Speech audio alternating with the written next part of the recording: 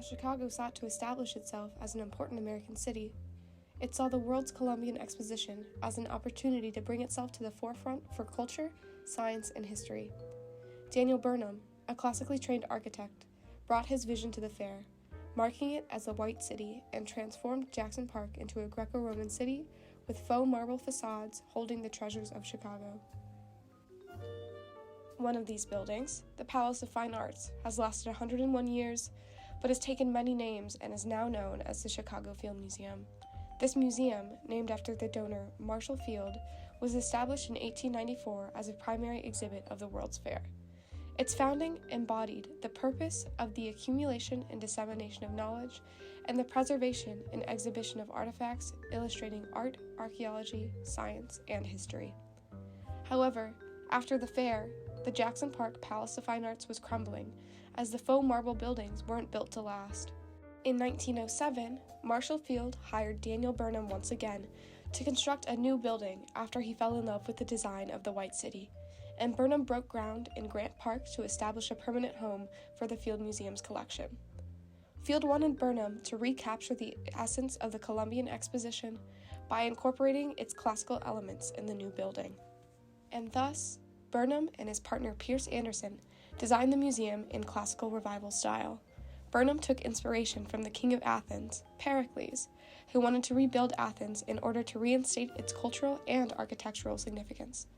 Thus, the Field Museum takes direct inspiration from the Acropolis's Erechtheion, a temple devoted to Athena and Poseidon Erechtheum.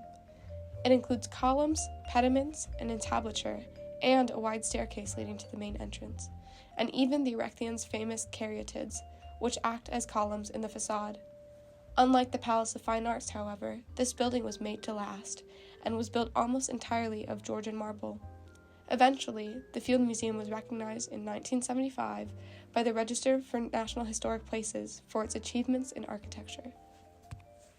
Much of the classical detail of the building was designed by Henry Herring, a classically trained sculptor who is credited for the caryatids, reliefs, and muses found in the museum. The Field Museum takes inspiration from the concept of ancient Greek muses, which are female embodiments and caretakers of the arts and sciences. It then applies this concept to its reliefs and own muses and has re-inspired the original muses, which were dedicated to poetry and dance, to the purpose of the museum.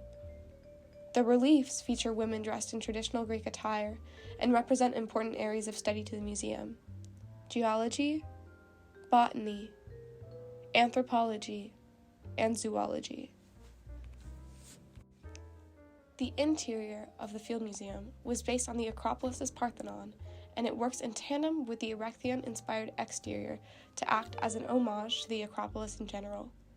The interior features Henry Herring's 4 muse statues.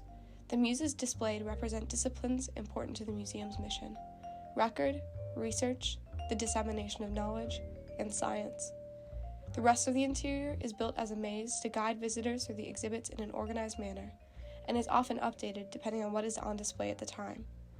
The Field Museum is overall considered the 10th best Chicago tourist destination and the 7th best natural history museum in the world.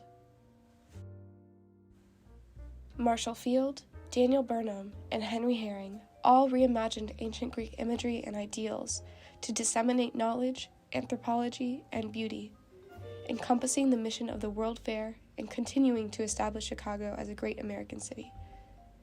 Through the building of the Field Museum alone, they've recaptured the magic of the World's Fair and the eternal power of Greek architecture to be appreciated by a new era.